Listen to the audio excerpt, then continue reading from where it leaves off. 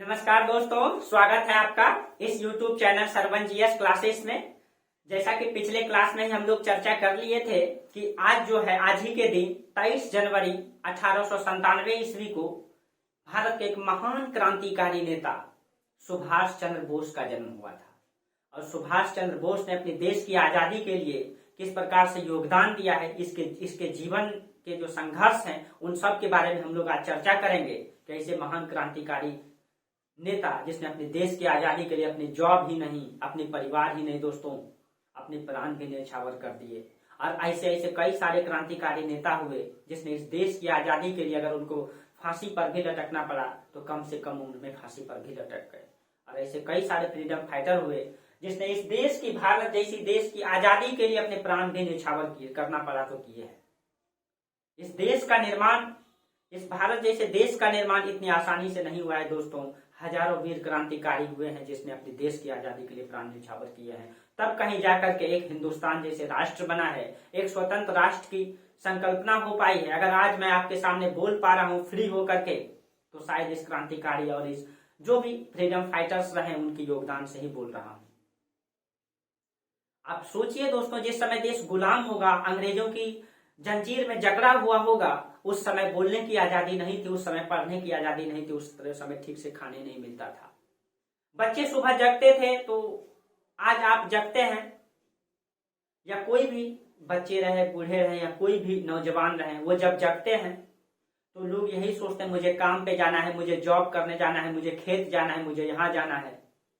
लेकिन जब देश गुलाम था तो उस समय यही सोचता था सुबह उठ के मुझे देश को आजाद कराना है, क्योंकि देश गुलाम था दोस्तों। और गुलामियत क्या होती है, इन सब चीजों को आज हम लोग समझेंगे। इस देश की गुलामियत की जंजीरों को तोड़ने के लिए जो इस क्रांतिकारियों ने अपना बलिदान दिया है, इसके बलिदान को समझना चाहिए कि हमारे देश की आजादी के लिए कितने वीर जवानों ने बलिदान दिया। कहीं कहीं तब जाकर के इस देश की निर्माण हो पाया है दोस्तों। लेकिन आज दुर्भाग्य है इस देश का कि भ्रष्ट, क्या बोले आप लोग समझ ही रहे कि आज कैसे भ्रष्ट नेताओं के कारण हमारा देश की ओर जा रहा है, हमारे देश की शिक्षा व्यवस्था की ओर जा रहा है। चलिए, तो हम लोग सुभाष चंद्र बोस के बारे में पूर्ण रूप से समझने का प्रयास करेंगे, जानने का प्रयास करेंगे। लोग आजकल फोटो लगाते हैं इसका, लोग नारे लगाते हैं, लेकिन वास्तविक में उसकी जो जीवन का जो संघर्ष है उनको कोई नहीं समझते। उनको समझने की जरूरत है, उसको जानने की जरूरत है, कि संघर्ष को अपने जीवन में लागू करने की जरूरत है। और मैं इसके बारे में आज पूरा डिटेल से चर्चा करने जा रहा हूं। चलिए, तो ये जो सुभाष चंद्र बोस हैं, कहा जाता है कि इनका जन्म जो है उड़ीसा के कटक में हुआ था। उड़ीसा के कटक में हुआ था। और चलिए मैं इसके बारे में जन्म से चर्चा करता हूँ। जन्म, इनका जो जन्म है आज ही के दिन यानी 23 जनवरी को 1897 ईस्वी में उड़ीसा के कटक में हुआ था। इनकी माता जो है बंगाल की रहने वाली, ये जो आपका बंगाल है ना, ये बंगाल की रहने वाली इनकी माता थी, ठीक है, प्रभावती दत्त, प्रभावती दत्त। और इनके जो पिता थे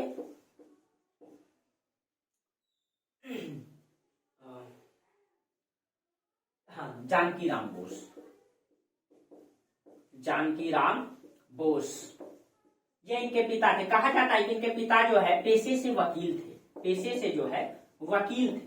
लेकिन जब इनके पिता जो है इनकी माता से जब विवाह कर लिए, प्रभावती दत्त से, ये बंगाल की रहने वाली थी, तो ये प्रभावती दत्त एक बड़े परिवार से थी, राजघराने से थी। इसी कारण से जानकी राम बोस जो अपनी पत्नी के साथ बंगाल में ही रहने लगते हैं और बंगाल में ही वो अपने जीवन यापन करने लगते हैं। और जब जानकी राम बोस बंगाल चले गए तो वहां पे उनको जो है बंगाल का जो है विधान परिषद का सदस्य बना दिया गया।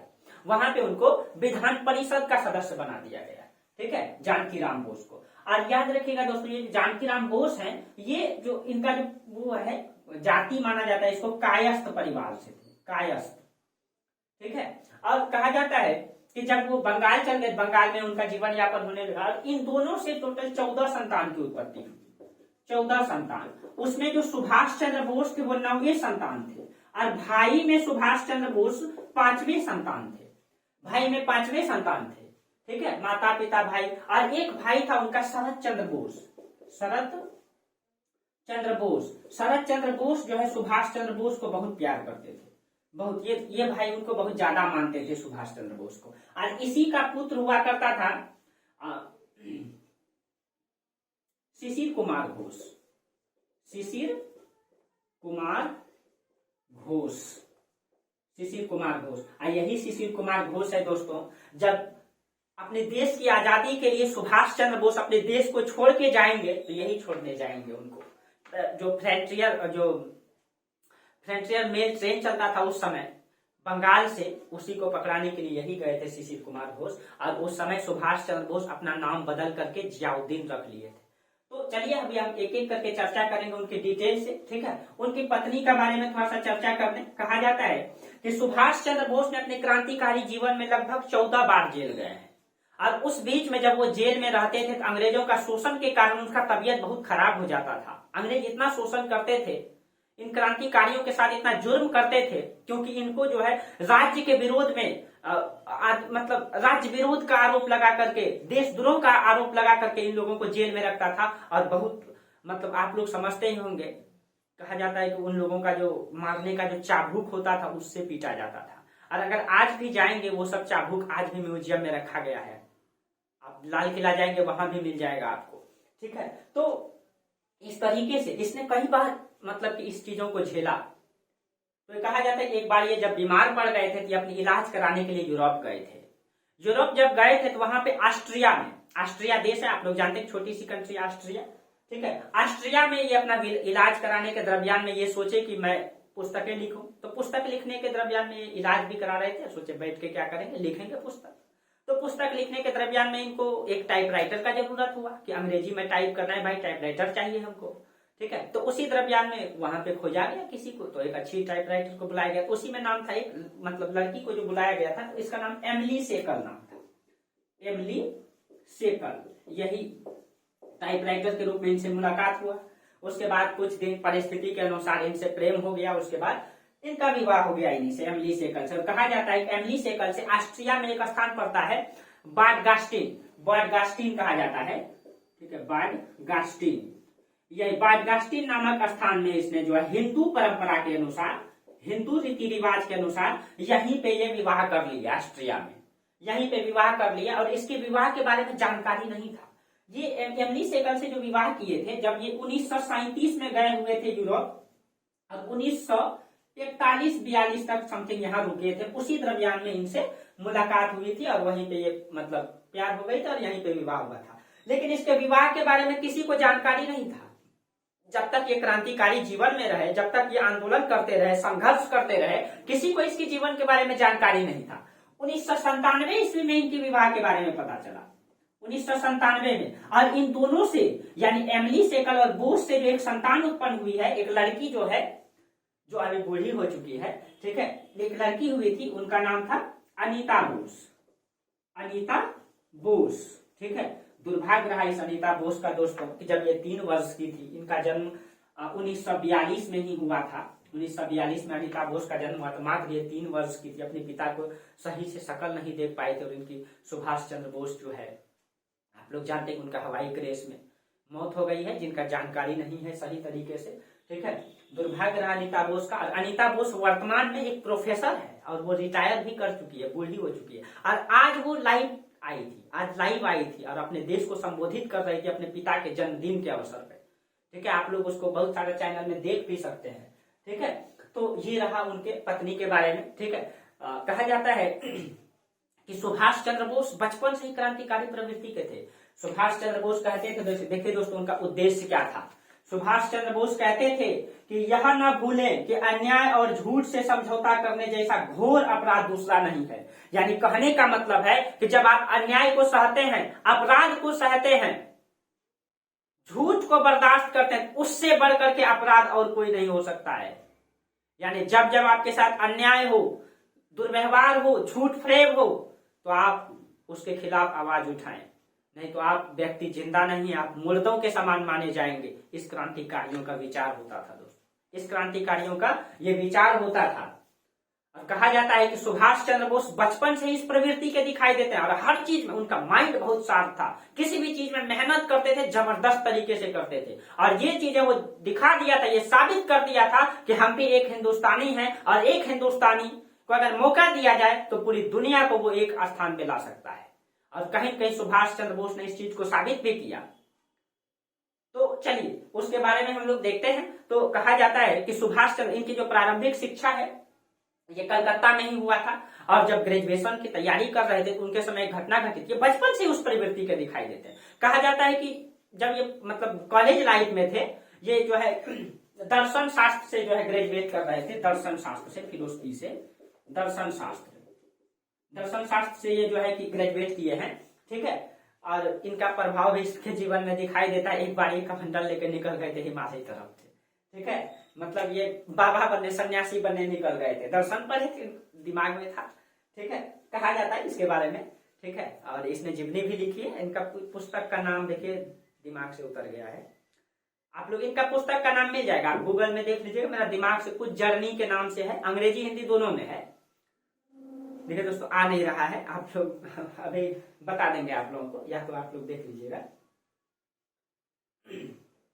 चलिए बता देंगे, ध्यान में आ जाएगा तो हम बता देंगे, बस आ नहीं रहा है, हम देखें। चलिए तो हाँ, दर्शन शास्त्र का विश्वविद्यालय में अध्ययन कर रहे थे। उस समय क्या होता था, अंग्रेजों का देश था भाई, मतलब देश हमारा है दोस्तों, लेकिन शासन तो अंग्रेजों का था, और अंग्रेजी शासन था, स्कूल भी अंग्रेजी परंपरा से चलता था, और उसमें अंग्रेज सब प्रोफेसर होते थे। तो कहा जाता है एक अंग्रेज प्रोफेसर थे जो हिंदुस्तानी बच्चों पर खूब शोषण करते थे। उनका कहना था कि ये भारतीय अंग्रेज पूरी दुनिया को गुलाम क्यों बनाया। देखिए दोस्तों, भारत अगर विश्व के नक्शे पर अगर देखा जाए तो ये देखिए विश्व का ये मैप है, इस नक्शे पर अगर देखा जाए तो ये छोटा सा देश है दोस्तों, यहाँ पे ये छोटा सा देश जो ब्रिटेन है ना, ये सब मिला करके द्वीप है, जो ये ब्रिटेन ब्रिटिश द्वीप कहलाता है, इसने पूरी दुनिया को गुलाम बनाया, इसने पूरी दुनिया को गुलाम बनाया। इसका मतलब ये साबित करता है कि माइंड सबसे बड़ी होती है। अगर शिक्षा आपके अंदर है, एक डीएम पैसे डिस्ट्रिक्ट को संभालता है, ठीक है। तो यही चीजें हैं दोस्तों, पढ़ाई बहुत ही जीवन का सबसे महत्वपूर्ण अंग है, ठीक है। और पढ़ाई के बिना, शिक्षा के बिना लोग अधूरा है। मेरा यही मानना है कि शिक्षा के बिना लोग अधूरा है। इसलिए दोस्तों अगर हाँ आप शिक्षा भी ग्रहण करें तो ऐसे पढ़ें कि हर चीजों को उसको समझें, उसको जानें, उसको जानने का प्रयास करें, उसको आत्मसात करें। ये नहीं कि शिक्षा का मतलब आज का सिस्टम आप समझ ही रहे क्या हो चुका है, ठीक है। तो कहा जाता है कि दर्शन शास्त्र का अध्ययन कर रहे थे कलकत्ता विश्वविद्यालय में, वहां पे घटना ये घटी थी, वो बचपन से इस क्रांतिकारी प्रवृत्ति के थे, वो शोषण को कभी बर्दाश्त नहीं करते थे। कहा जाता है एक प्रोफेसर थे, अंग्रेज प्रोफेसर, ये हिंदुस्तानी बच्चों को वो देखना नहीं चाहते थे, जबरदस्ती झूठे पीटते थे ताकि हिंदुस्तानी बच्चे स्कूल पढ़ने ना आए, पढ़ लेंगे तो क्रांति करेंगे, आंदोलन करेंगे, वो समझ जाएंगे। और उनका मानना था, अंग्रेजों का मानना था कि हमारा सिस्टम, हमको ईश्वर ने भेजा है, हम सर्वोच्च हैं, हमें सिस्टम आता है, और बाकी सब देशों को वो गवार समझते थे। वो उनका मानना था हम ही सबसे, हम ईश्वर ने आपके ऊपर शासन करने के लिए भेजा है, इस दृष्टि से वो देखते थे। और भारतीय बच्चे जब स्कूल पढ़ने जाते थे तो उसके ऊपर वो शोषण करते थे, जबरदस्ती पीटते थे। उसी में सुभाष चंद्र बोस एक बार प्रिंसिपल से शिकायत की। प्रिंसिपल से जब शिकायत किए तो वो जो है कि शिकायत करने के दरमियान ये एकदम मीटिंग हुई, ये सब मिलकर के सबको जुटाए और बोले कि नहीं, जब तक वो सर माफी नहीं मांगेंगे तब तक हम झुकने वाले नहीं है। वो बोले भाई छोड़ दो, एचओडी है, माफ कर दो, मार दिया सर है, लेकिन बोला नहीं सर, उस उद्देश्य से मारेगा तो ठीक है, लेकिन इस उद्देश्य से मारेगा कि हमें भी कुछ अधिकार नहीं है पढ़ने का, शोषण करेगा तो हम इस चीज को कभी बर्दाश्त नहीं करेंगे, जब तक वो माफी नहीं मांगेंगे तब तक मैं अडिग रहूंगा। और कहा जाता है वो करते रहे और उस प्रोफेसर से माफी मंगवाए, और फिर भी कहा जाता है वो प्रोफेसर नहीं सुधरे, फिर बच्चों को मारना स्टार्ट कर दिए। इस बार सुभाष चंद्र बोस आगे आए और सब मिल करके कहा जाता है उस अंग्रेज प्रोफेसर को जबरदस्त पीटे। पीटने के बाद कहा जाता है कि सुभाष चंद्र बोस पर, उस समय वो ग्रेजुएट कर रहे थे, इस पे आरोप लगाया गया। बोले कि भाई तुम माफी मांग लो अगर मारे हो तो। बोला नहीं, शोषण के खिलाफ और गलत के खिलाफ मैं कभी भी झुकने वाला नहीं। और कहा जाता है ये नहीं झुके, इसको इस कॉलेज से निकाल दिया गया, लेकिन ये झुके नहीं, ये झुके नहीं दोस्तों, क्योंकि ये सच इनके साथ था, सच इनके साथ था। कहा जाता है कॉलेज से निकाल दिया गया, नाराज थे ये, ठीक है।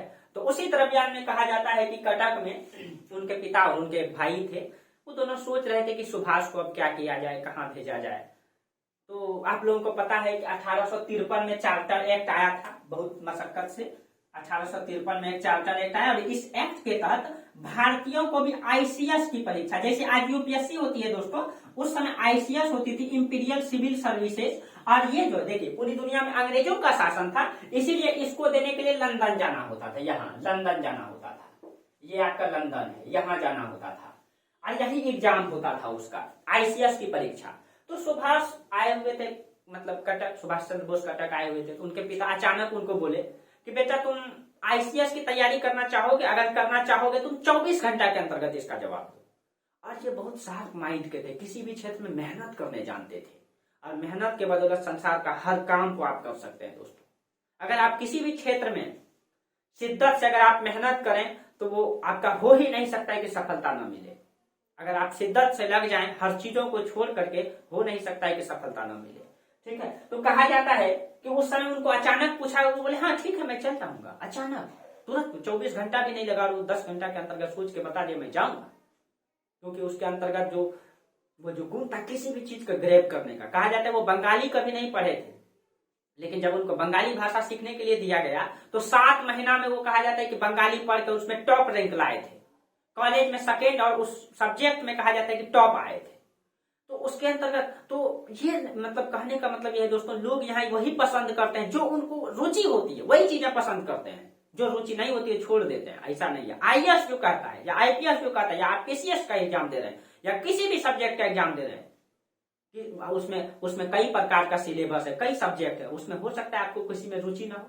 जो साइंस बैकग्राउंड से लाते हैं उनको हिस्ट्री में रुचि नहीं होता है, लेकिन आपको आईएएस निकालने के लिए आपको रुचि बनाना होगा, पढ़ना होगा। अगर आप जो भी आर्ट्स बैकग्राउंड से मैथ अच्छा नहीं लगता है उसको, लेकिन जहां जरूरत है उसका उपयोग तो करना होगा उसको निकालने के लिए, तो वो गुण इसमें दिखाई देता है। और कहा जाता है कि उस समय जो है आईसीएस देने के लिए लंदन जाना होता था, ठीक है, और उसके लिए खर्च होता था। तो सौभाग्य से वो खर्च का पैसा सुभाष चंद्र बोस के पिता के पास था, क्योंकि वो पेशे से वकील थे, सौभाग्य था। ठीक है, और कहा जाता है कि 1919 की घटना है, वो आईसीएस की परीक्षा मतलब कि ये तैयारी करने के लिए वो लंदन चले जाते हैं 1919 में। देखिए समझिएगा दोस्तों इस समय हिंदुस्तान की स्थिति, ठीक है, और इस क्रांतिकारियों का बलिदान।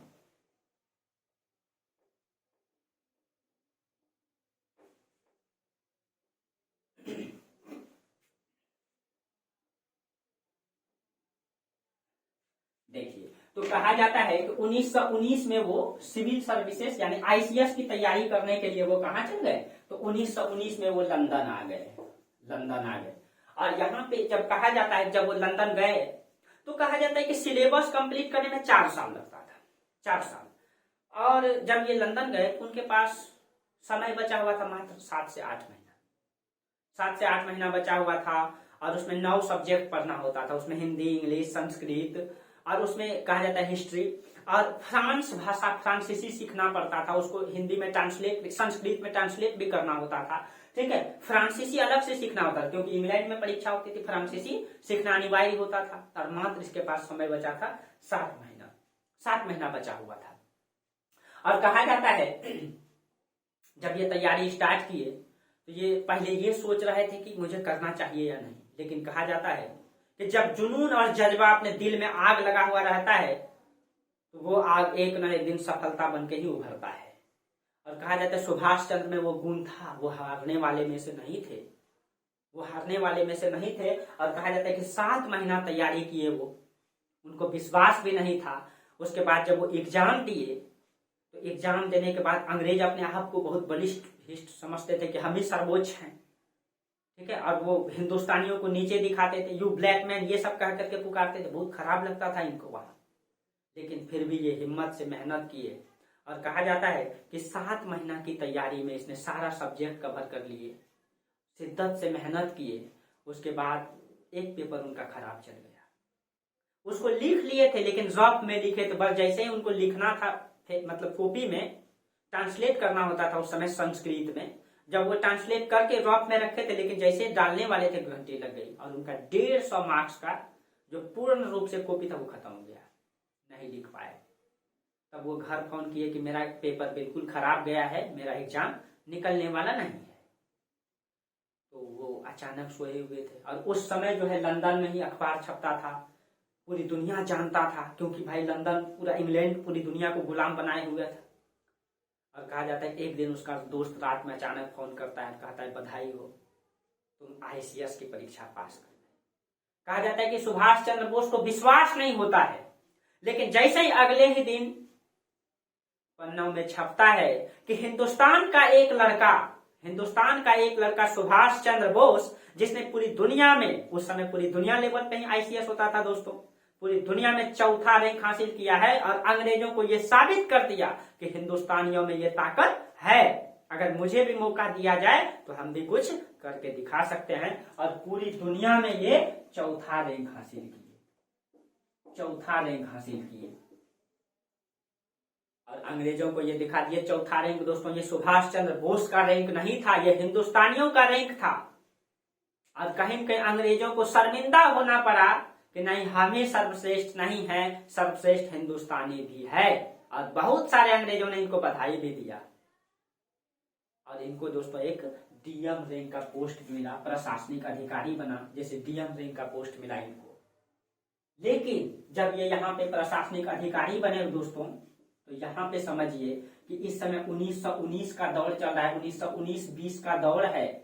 उस समय हिंदुस्तान को याद कीजिए कि गांधी जी, देखिए यहाँ दक्षिण अफ्रीका है, गांधी जी दक्षिण अफ्रीका से 1909 ईस्वी 9 जनवरी 1915 ईस्वी को वो भारत आ चुके हैं। भारत में गांधी जी जैसे नेता का पदार्पण हो चुका है और गांधीयन युग की शुरुआत हो चुकी है। उस समय हिंदुस्तान में क्या चल रहा है, पूरा हिंदुस्तान को समझिए। तो यहाँ पे इनको प्रशासनिक अधिकारी का पोस्ट में अच्छा से अय्यासी जीवन जी सकता था दोस्तों। लेकिन अभी समझिए, कहा जाता है कि इस समय हिंदुस्तान में क्या चल रहा था। हिंदुस्तान में इस समय अंग्रेजों का शासन था, गांधी जी आए थे, अंग्रेजों ने एक कानून लाया, क्योंकि इस समय जो है आपको पता है कि 1914 से 18 के बीच में जो है फर्स्ट वर्ल्ड वार हुआ और इस बीच में अंग्रेजों को लग गया था। अंग्रेज जानते थे कि फर्स्ट वर्ल्ड वार में आपको पता है मित्र राष्ट्र और धुरी राष्ट्र, मित्र राष्ट्र में इंग्लैंड, फ्रांस, अमेरिका, रसिया, अधूरी राष्ट्र में आपका जर्मनी, इटली, आपका तुर्की, ये सब जापान, ये सब धुरी राष्ट्र में था। ये दोनों मिलकर यानी दो खेमों में दुनिया बच चुकी थी। तो उस समय इस समय हमारे पास मौका था हिंदुस्तान के पास कि अंग्रेज जो है विश्व युद्ध में लड़ेंगे और अगर हम इसी का फायदा उठा करके अंग्रेजों के खिलाफ आंदोलन कर दें तो शायद देश को मतलब हिंदुस्तान छोड़ के अंग्रेजों को जाना पड़ेगा। लेकिन अंग्रेजों ने यहाँ नई चाल खेली, यहाँ पे एक काला कानून ला दिया, 1919 में रॉलेट एक्ट ला दिया और इसके तहत जो है बोला किसी भी व्यक्ति को सिर्फ और सिर्फ संदिग्ध के आधार पे, ठीक है, पकड़ के जेल में डाला जाए। अगर कोई दो व्यक्ति अगर घूमता हुआ दिखा जाए तो उसको संदिग्ध के आधार पे पकड़ के जेल में डाल देगा। उसके बाद गांधी जी से ये समझौता कर लिए, गांधी जी को बोले कि गांधी जी अगर आप हमको इस युद्ध में सहयोग करेंगे, आप अपने देश की सेना हम मुझे देंगे, तो मैं वादा करता हूं कि अगर मैं जीत गया विश्व युद्ध तो मैं आपके देश को आजादी दे दूंगा। और गांधी जी दोस्तों उनकी बातों में आ गए, ठीक है। और कहा जाता है कि जब गांधी जी उनकी बातों में आ गए, वर्ल्ड वार खत्म हुआ। कहा जाता है कि हिंदुस्तान में इतना शोषण था दोस्तों। मैं एक कथानक बोलता हूं, आपको कहानी सुनाता हूँ, थोड़ा सा 2 मिनट का है। कहा जाता है जब गांधी जी आए थे इंडिया उस समय 1915 में, उस समय हिंदुस्तान का हालत क्या था। जब लखनऊ अधिवेशन में 1916 में गांधी जी गए थे, मैं इसे बोल देता हूँ, आप लोग लिख लीजिएगा, 16 अधिवेशन में गांधी जी गए थे। तो 1916 में लखनऊ में अधिवेशन हुआ, लखनऊ में, उत्तर प्रदेश लखनऊ में। उस समय बिहार से एक व्यक्ति गए थे, रामचंद्र शुक्ल भी गए थे। और उस समय गांधी जी का पूरा मतलब कि सब कोई जानता है, पूरा देश गांधी जी कराए। क्यों? क्योंकि वो अफ्रीका जैसे देश को आजाद करा के आए थे, सब कोई मिलना चाहते थे, ठीक है। रामचंद्र शुक्ल आए और गांधी जी से मिले यहाँ पे इस अधिवेशन। गांधी जी को बोले गांधी जी आप बिहार चलिए, देखिए हालत क्या है बिहार का। तो कहा जाता है कि गांधी जी 1917 ईस्वी में पहली बार बिहार आए, बिहार के चंपारण जिला। और वहां पे जब भाषण दे रहे थे गांधी जी, तो उसी भाषण में वो देखे, भाषण जब दिया, गांधी जी से हर व्यक्ति मिलना चाहता था, पूरा देश मिलना चाहता था। लेकिन जब वो भाषण दे रहे थे तो वो क्या देखे कि भाषण सुनने के लिए सिर्फ और सिर्फ पुरुष आए हैं। और पुरुष भी क्या, अर्धनंगे हैं पुरुष, मतलब कि छोटा सा, मतलब जो ठेवना से ऊपर धोती पहने हुए हैं और ऊपर भी कुछ भी नहीं पहने, नंगे हैं, अर्धनग्न हैं। सभी पुरुष में यही हाल, फटे पुराने पहने हुए, ऐसे किसान है। इतना शोषण था दोस्तों। उसके बाद गांधी जी अपनी पत्नी कस्तूरबा गांधी को भी लेके गए थे, और गांधी जी अपनी पत्नी को प्यार से बा कहा करते थे। तो गांधी जी बोले कि बा जाके देखो तो महिलाएं क्यों नहीं आई है सुनने के लिए। जब कहा जाता है कि कस्तूरबा गांधी एक घर में दरवाजा जब ठकठकाती है तो उधर से एक महिला बाहर आती है। उनसे पूछा गया कि आप क्यों नहीं आए भाषण सुनने, गांधी जी को उधर कोई देखना चाहता है। तो महिला जवाब दी कि मैं इस घर में, इस झोपड़ी टाइप का घर था दोस्तों, इस घर में मैं दो व्यक्ति हूँ, मैं और मेरी बहू हूँ, लेकिन मेरे पास सही तरीके से कपड़ा पहनने के लिए एक ही है और मैं उसको पहन के बाहर आया हूँ और मैं अंदर जाऊंगा तब मेरी बहू आएगी। यानी कि सही से शरीर को, महिलाओं को तन ढकने के लिए कपड़ा नहीं था दोस्तों। इतना शोषण अंग्रेजों ने किया था। यहाँ पे दोस्तों 3 गठिया प्रणाली चलता था। यहाँ नील की खेती कराया जाता था। नील की खेती के कारण जो है, नील की खेती जो जड़ होता है दोस्तों वो गहरा होता है और वो मिट्टी का सारा उर्वरा शक्ति को चूस लेता है, जिसके कारण से भूमि बंजर हो जाती है। और वो नील की खेती यहाँ करवाते थे जबरदस्ती। और आप लोग नील का तो इस्तेमाल किए ही होंगे। देखते थोड़ा सा हम लोग नील में गंजी वंजी में कुछ में देना होता है तो हाथ कैसे सादा सादा हो जाता है।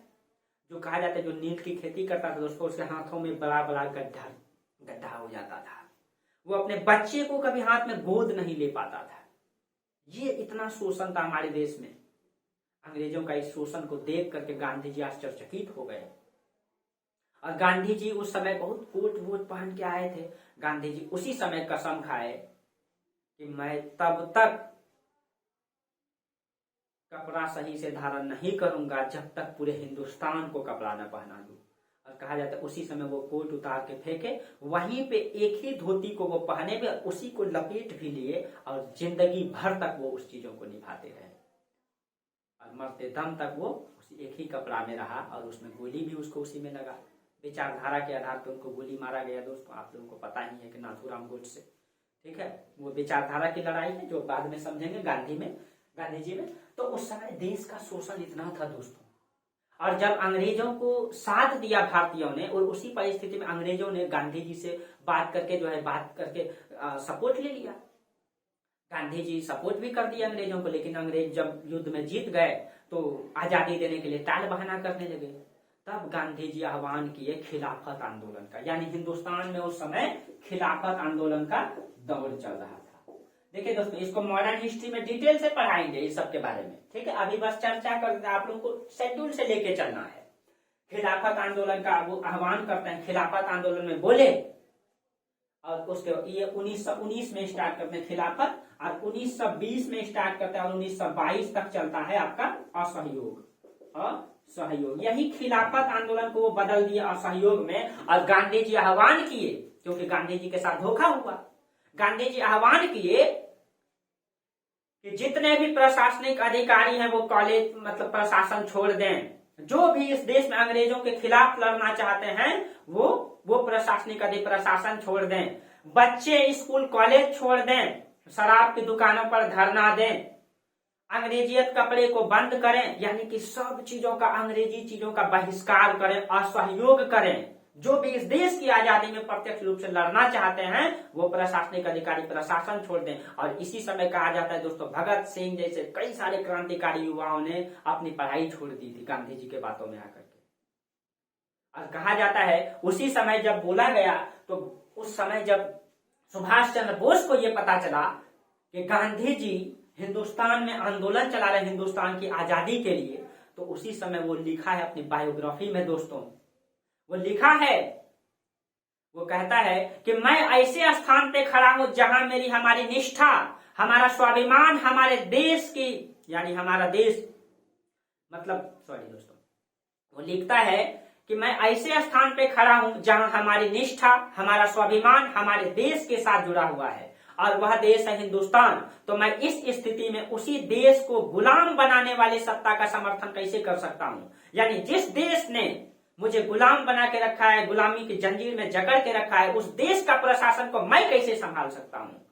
कहा जाता है दोस्तों उसने मन में एक क्षण में सोचा और तैयार कर लिया। कहा जाता है वो रिजाइन पेपर तैयार कर लिया, इस्तीफा तैयार कर लिया और कहा जाता है वो इस्तीफा देने के लिए तैयार हो गया। और गांधी जी के बातों में आए, वो जान रहे थे कि हिंदुस्तान जाकर के हिंदुस्तान की आजादी के लिए लड़ना है और एक डीएम की पोस्ट को छोड़ करके, देखिए दोस्तों क्रांतिकारी अपने देश की आजादी के लिए डीएम की पोस्ट को, उस समय सोचिए कितना रुतबा था डीएम का, आज भी होता है, वैसे पोस्ट को, प्रशासनिक अधिकारी को छोड़ करके वो एक कांटों की ताज को पहनना पसंद किया।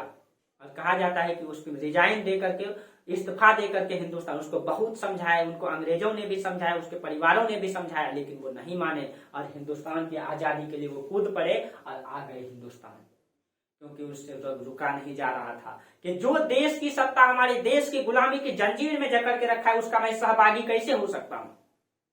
और वो छोड़ के हिंदुस्तान आ गए और गांधी जी के साथ असहयोग आंदोलन में लग गए।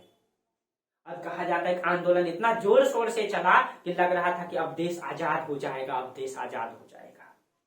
लेकिन दोस्तों, मैं यहाँ पे थोड़ा सा इतिहास नहीं बताने जा रहा हूं, मैं सुभाष चंद्र बोस को चर्चा करूंगा, इसीलिए आप लोग थोड़ा कुछ चीजें शॉर्ट करेंगे जो हिस्ट्री में पढ़ाएंगे आपको, ठीक है। खाली सुभाष चंद्र बोस को हम लेके चलेंगे, एक कहानी बता दिए ताकि आप लोग जाने इसको। अब कहा जाता है असहयोग आंदोलन इतना जोर शोर से चल रहा था, गांधी जी के बातों में आकर के बाल बच्चा सब कोई धरना देना स्टार्ट, लग रहा था देश आजाद हो जाएगा। दोस्तों, कुछ क्षण तो था, सब प्रशासनिक अधिकारी प्रशासन छोड़ दिया, स्कूल कॉलेज बच्चे छोड़ दिए, मतलब विदेशी चीजें खरीदना बंद हो गया। अब अंग्रेज यहाँ कैसे रहेगा? और अंग्रेज को डर लग गया था, क्योंकि आंदोलन इतना जोर शोर से चल रहा था। कुछ क्षण अंग्रेज था देश में और भारतीयों के सहयोग से सत्ता चला रहा था। लेकिन गांधी जी जब आह्वान किए तो कहा जाता है पूरा देश में आजादी का लहर मच गया और लग रहा था कि अब देश आजाद हो जाएगा। अंग्रेज को लगा कि अब देश छोड़ के चलो, नहीं तो यहाँ रहना बहुत मुश्किल है।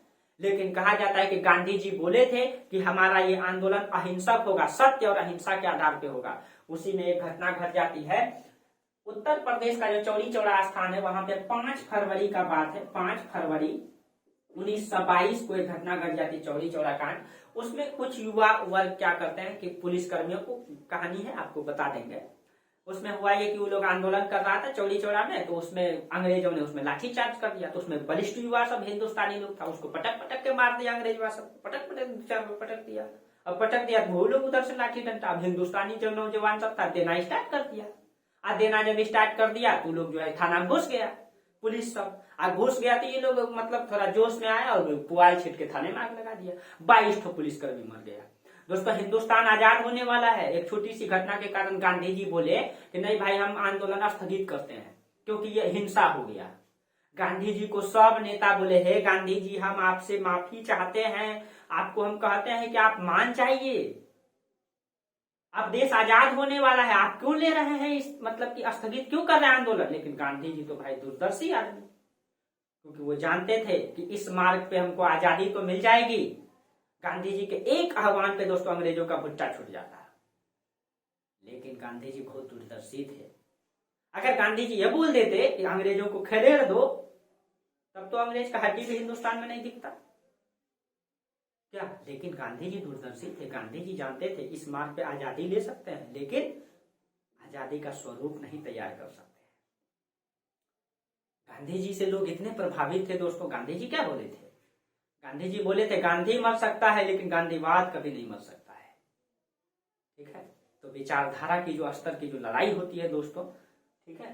चलिए, हाँ, तो ये असहयोग आंदोलन वापस ले लिया। अब सब नाराज हो गए गांधी जी से, ठीक है। सब नेता गांधी जी का साथ छोड़ दिए, ठीक है। जब गांधी जी का साथ छोड़ दिए, डीएम का पोस्ट को छोड़ करके सुभाष चंद्र बोस हिंदुस्तान आए थे देश की आजादी के लिए। बहुत नाराज हुए दोस्तों गांधी जी से।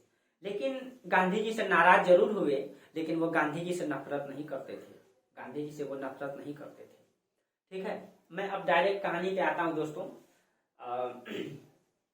घटना आई बात 1942 का, 39 का, ठीक है। उस समय देखिए 1922 के बाद बहुत सारा घटना हुआ। मैं हरिपुरा अधिवेशन की खाली चर्चा कर देता हूँ। हरिपुरा अधिवेशन का अध्यक्ष सुभाष चंद्र बोस को बनाया गया था, वहां से मैं चर्चा कर देता हूँ, ठीक है। बीच में मतलब जर्नी तो रहा सुभाष चंद्र बोस का, ठीक है। मॉडर्न हिस्ट्री में पूरा चर्चा करेंगे, लेकिन मुझे यहाँ सुभाष चंद्र बोस को खत्म करना है, बताना है उनको, इसीलिए मैं सुभाष चंद्र बोस को लेके चलता हूँ।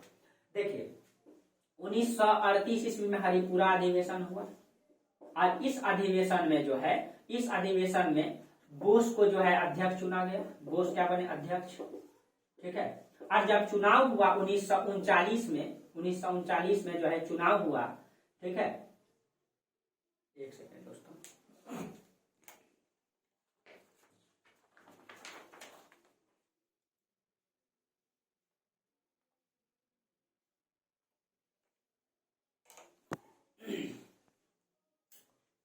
अब देखिए 1939 में त्रिपुरी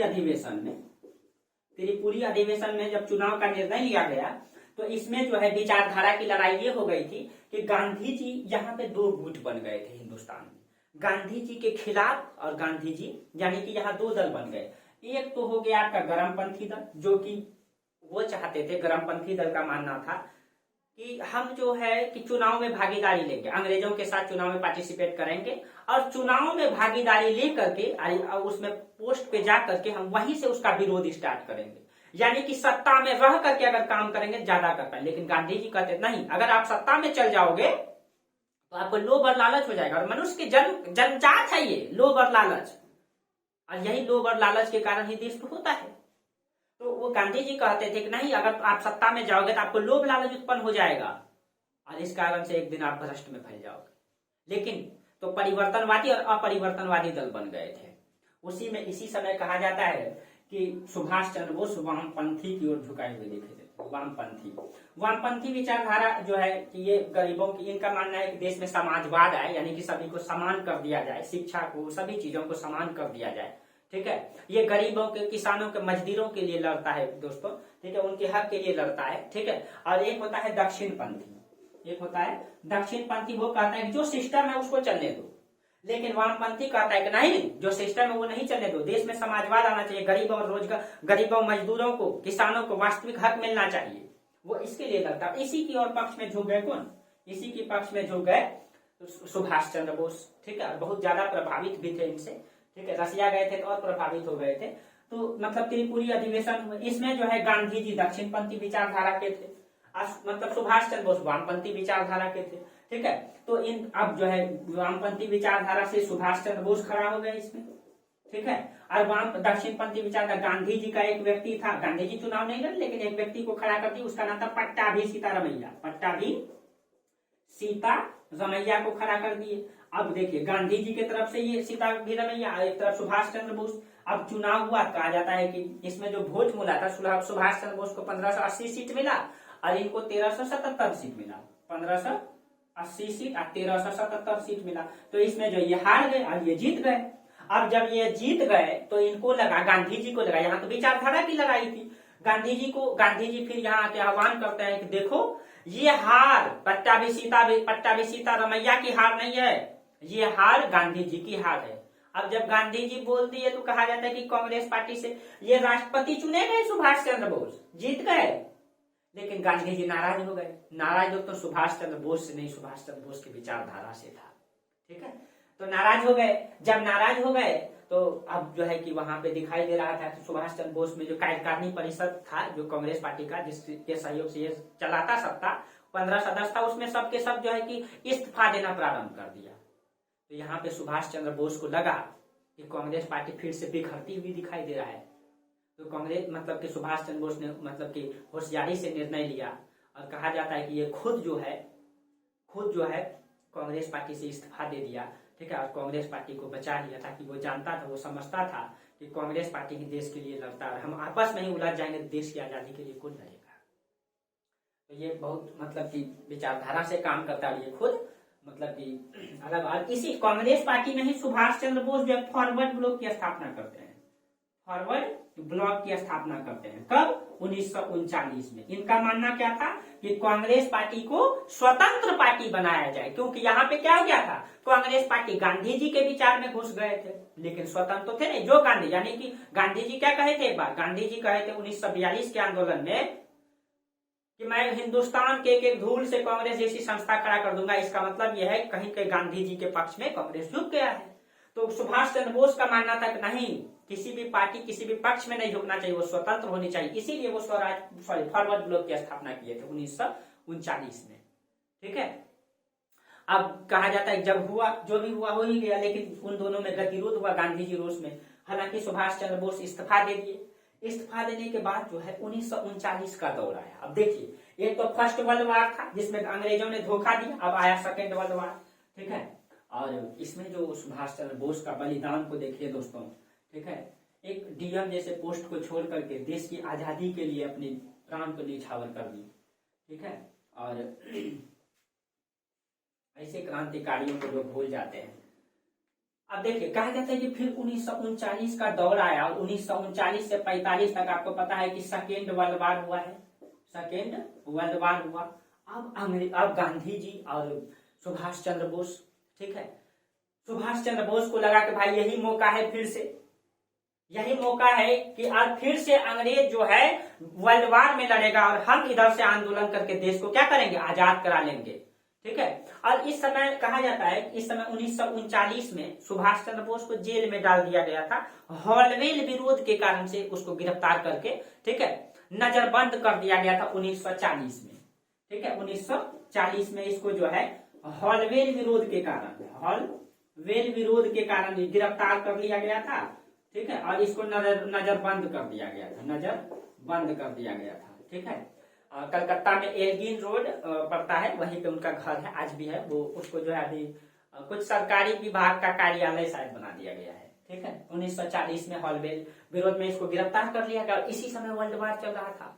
और अंग्रेज जानता था सुभाष चंद्र बोस जैसे नेता अगर आजाद रहा, स्वतंत्र रहा, तो फिर देश के लिए एक नई क्रांति खड़ा करेगा।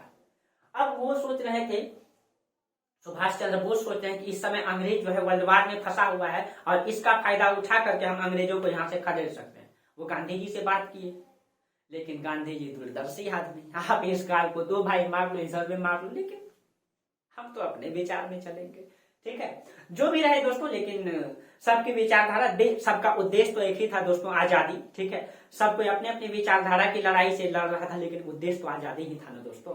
किसी भी परिप्रेक्ष्य में उद्देश्य तो आजादी ही था ना, ठीक है। तो कहा जाता है कि गांधी जी और सुभाष चंद्र बोस आपस में समझौता किए। सुभाष चंद्र बोस गांधी जी को बोले कि गांधी जी को बहुत आदर्श मानते थे सुभाष चंद्र बोस, इसीलिए तो राष्ट्रपिता की उपाधि दिए। हालांकि उनके विचारधारा में गतिरोध था। सुभाष चंद्र बोस कहते थे कि गांधी जी हमारे विरोध नहीं है, हमारे विचारधारा के विरोधी है। वो खुद बोले हैं, ठीक है, वो खुद बोले हैं, और गांधी जी भी, ठीक है। तो आप लोग इस पे एक फिल्म भी बनाया गया है, नेताजी सुभाष चंद्र बोस, आप लोग देखिएगा, उसको समझ में आएगा, क्लास करने के बाद ज्यादा समझ में आएगा, ठीक है। अब उनकी संघर्ष को दिखाया गया है दोस्तों, किस तरीके से वो, मतलब अब उनको नजरबंद कर दिया गया है। अब वो सोच रहे हैं कि हम किसी तरह निकले। गांधी जी से वो बात किए, गांधी जी से बात करके गांधी जी को बोले कि गांधी जी यही मौका है कि हम अंग्रेजों को हिंदुस्तान से खदेड़ सकते हैं, ये मौका फिर आने वाला नहीं है। गांधी जी बोले देखो सुभाष, दुश्मन को उसकी परिस्थिति के समय दबाना गलत है, ये युद्ध उसको लड़ देने दो, फिर हम आजादी के लिए लड़ लेंगे।